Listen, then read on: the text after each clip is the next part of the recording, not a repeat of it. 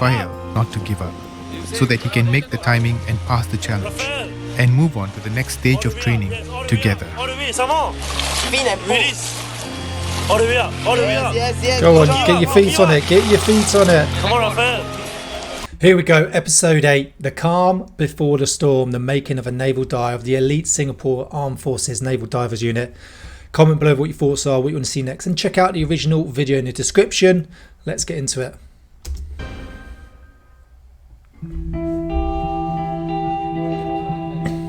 Seven weeks into their training, and with Hell Week just a few days away, the diver trainees have one last test to pass. Though the men are fitter and stronger, this challenge will push them beyond their mental and physical strength. BMT, where we do the SOC on land, where we go through obstacles too, but these obstacles involve the water, so it's more tougher. Yeah, it's tougher. Anyone who isn't so good in the water, they might find a little bit of difficulty here. That's so true, right? I used to see it in the army all the time. You can have the fittest lads, okay? They can run, they can tab, they're strong, they are the fittest guys in the unit. You throw them in the water, they sink. No good. They're the slowest. And then I've seen the unfittest, the unfittest guys who can't run, can't tab, always at the back, they're the anchors. Just get in this pool and they're like fish. Up and down.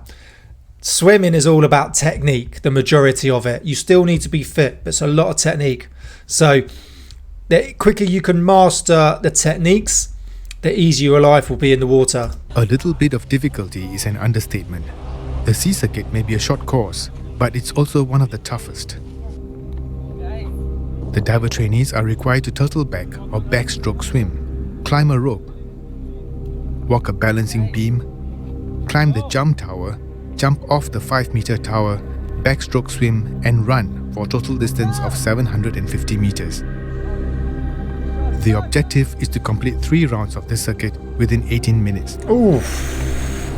That seems pretty nasty. 1 and go. They cheated there. The trainees get off to a fast start. Last pull, go. So just alone, they're doing this in their wetsuits, swimming 750 meters. It's going to take you a few minutes, 750 meters. You're not going to be able to go an all-out sprint. You must be talking a good few minutes just to do that. So that's 9 minutes, and that leaves you 9 minutes to do the swims, the rope pull, run over a balance beam. So this is a tough task.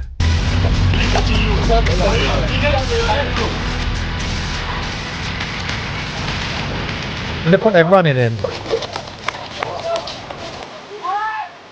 And the wetter you are, the heavier it becomes, the harder it becomes to run.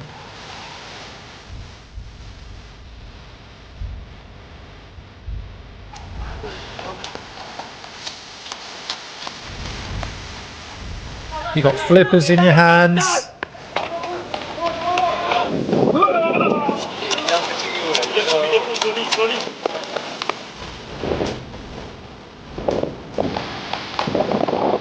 This is a brilliant test. I'd love to get this a go. Can someone get me out to Singapore? I'll pay for the flights and put me in touch with these guys so I can attempt this.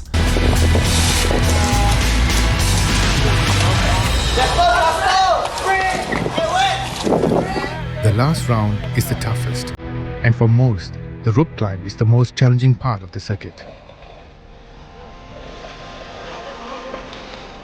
Every second counts. Fighting fatigue and exhaustion, they push themselves to slice off precious seconds. Seconds that draw a fine line between victory and failure. Come on, get your legs, get your feet on the boat. Use your legs. Come on. Yeah, just one more. Go, all the way up. All the way up. Again, no. The rope's obviously soaking wet as well. Almost there, already. Your hands are wet.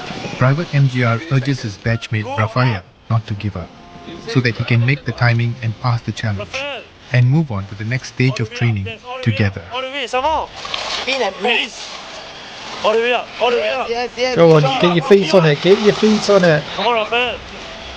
As I mentioned in the previous video, the rope is all technique, okay? Unless you're super strong at upper body, it's all technique. You need to lock it in with your feet, bring your knees up to your chest as high as you can, and then climb up with your hands, okay? Take the weight out of your body so you're not just pulling with your arms. Just one more only. You see your batch boys like with you for 9 months already, and now going through CDC, and if they just leave like that, it's quite hard if they just leave. Yeah. Go a bit more higher. Go higher. Aim higher. No. So we just have to encourage them, push them forward, and then pass out together. Yeah. Rafael makes a desperate attempt with everything he's got, Don't think of the pain. but fails. He You can't do it. make the cut. You just can't do it. While some retire at the ropes, others find the tide and currents challenging. If we're actually feeling that the current is pushing offshore, we have to swim towards the jetty this side because the shore that we have to land is over here. So if we're going to swim with the current, we'll end up to the other jetty.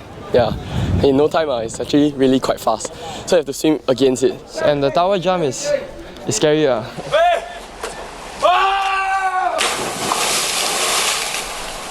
Close your leg. The feat is almost effortless for diver trainee Desmond Chua, until he flouts a safety rule that lands him in trouble.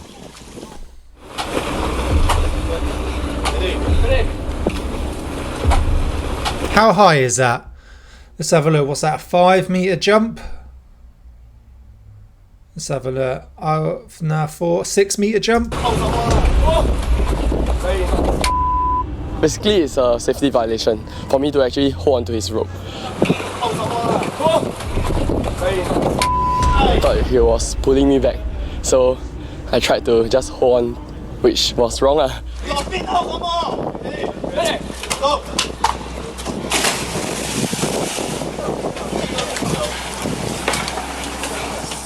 Instructor tell you, should we go in or not? Yes, instructor. Then why you pull my safety line? No, I felt. Why do you pull? You telling the safety instructor say you are ready to go. He ain't Why you going? happy. Why you pull the safety line in the first place? That's my question. Why do you pull? I thought you haven't tapped me yet. You haven't. You already say already. I said go already. Then why still pull? You know this is a safety violation? Yes, instructor. Not entangled to yourself is my danger also. Carry on 15. Take safe. Oh, they're doing No matter what decline happens, press if ups. I was off the platform already. I shouldn't try to come back. I should just do anything and just get off freely and not putting him in also. Yeah, that's actually quite dangerous. Most make it. For others, they have one last try. So they got to go We have again to straight really after. do our best. Push ourselves every time we train. So we are well prepared. We know that we can pass. I did it in 22. It's a nice number, but I failed. So yeah, RPPT is under 10 minutes, but it's not yet diver's goal. So yeah, it's a bad thing. Like I won't qualify for Hell, so I'm looking to push myself more. That's the real crap thing, isn't it? Is you've gone this far. What, week 7? Did they say week 7, week 8? They've gone this far into training together. And the worst thing is if you don't pass this, you don't go into Hell Week together, which means you sort of get back troops and you've got to go through with another class that you haven't trained with, you haven't built a bond with, that sense of community and family. So the whole goal is to go through with training together. So whether that's basic training, phase 2 training, you're going on a course, you know, selection, whatever it is you're doing, one, you want to pass first time, but if you don't, failure, you know, it's nothing to be scared of. It is what it is. But you want to go through with the guys that you've gone through. You want to see them pass out. You want to pass out with them.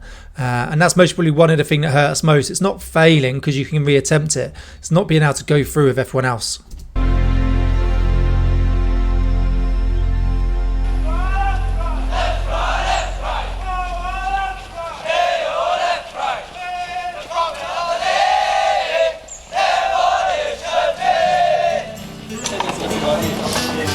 Nothing stands in our way. While the morning draws to a close, the men are just days away from probably the toughest training in the combat diver course. The last 7 weeks or so are nothing compared to what they will be going through over the next 5 days.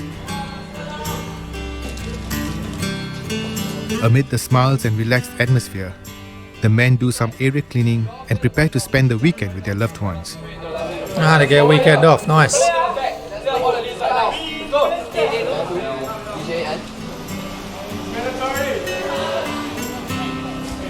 Their spirits are high, for now. The next time they enter the gates of the Naval Diving Unit, the men will be facing their biggest test, a test that will make or break them.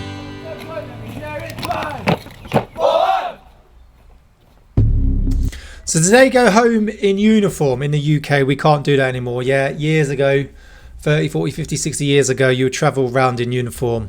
If you go into course to course or an exercise, you'll stop off at the services, get some food in uniform. But when you leave camp to go home, you won't go in uniform. Your long weekend off, you'll get into civilian plain clothes and then you'll go home. In Singapore, do they travel around in uniform? Do they leave for a weekend then come back for a weekend in uniform? Be really interested to know. We don't do that in the UK. Also, you've got to take into consideration, once again, it's in the comments a lot, these are conscripts. And they're volunteering to be in one of the best units within the Singapore Armed Forces. So you've got to take hats off to them, take that into consideration. With that test, there's multiple different events to that, and it is testing all areas of the fitness. So you've got the run, so testing your aerobic capacity. While you're wet in a wetsuit, haven't got proper shoes on. You've got the swim, once again, aerobic capacity and technique as well. The rope climb, leg, lower and upper body strength. And then obviously a lot on mental resilience, only 3 rounds to keep going and push yourself. Best effort for 18 minutes or less or more if you don't make the time. So it's a pretty hard test. Once again, take into consideration they're fatigued from the whole course that they've led up to, plus whatever they've done that day as well. You're doing it in wetsuits, makes it harder. You're wet as well, makes it harder and heavier. You get a bit of rubbing. There's all sorts of variables that make this quite a hard test. But take hats off to them. These guys are pushing themselves. Obviously, safety violations, big no-no. You've got to be careful of that. I like the way how these guys are punished. There's no be careful, it's 50 decline press-ups. It's not, we can only give 10. They give them 50, right, to make them realise that they have messed up and to make sure they don't do it again. Because no one wants to be doing 50 press-ups all the time. With the block jobs, what you see in every episode as well, really good, work as a team, cleaning the block, and that's what military life is like. We used to do areas in the morning, first thing, get up, go and do areas, and then sometime in the day you might have to go and do in the evening, clean your blocks, have a room inspection, litter pick, cigarette butts, leaves, rubbish, go around to make sure it's always constantly clean. That's very standard throughout a lot of militaries.